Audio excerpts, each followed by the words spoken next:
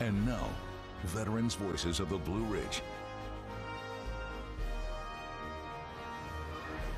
Well, this year is a dream come true for a man with Carroll County roots. Yeah, that's right. Carroll County's high school's new head football coach and military veteran Seth Greer answered the call to become the Cavaliers' new head football coach. Jermaine Farrell caught up with Greer as he's preparing the team for the upcoming season and tonight's Veterans Voices of the Blue Ridge.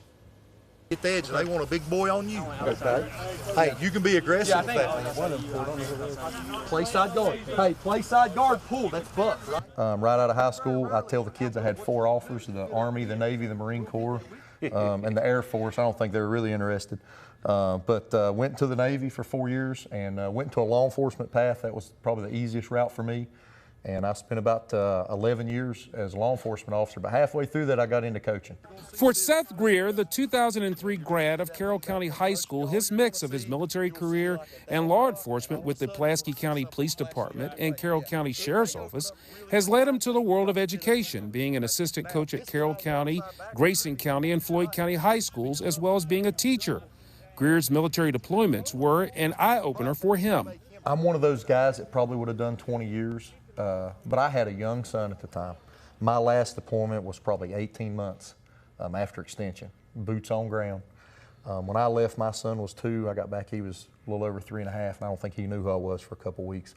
And at that point, I was like, maybe, you know, there's a different path.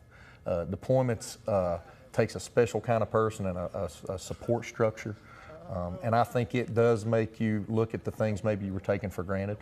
You know, it opens your eyes to the everyday, you know, getting to see your family every day, having the freedoms of just going to the store, you know, things of that nature that we do every single day that sometimes we take for granted. So I do think there's some perspective to that.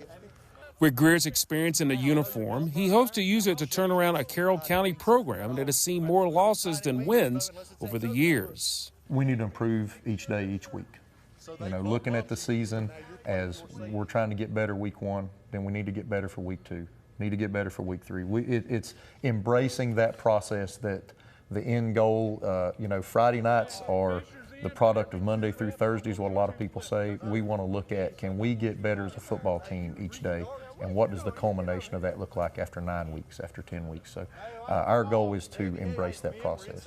In Hillsville for Veterans Voices of the Blue Ridge, Jermaine Farrell, WFXR News.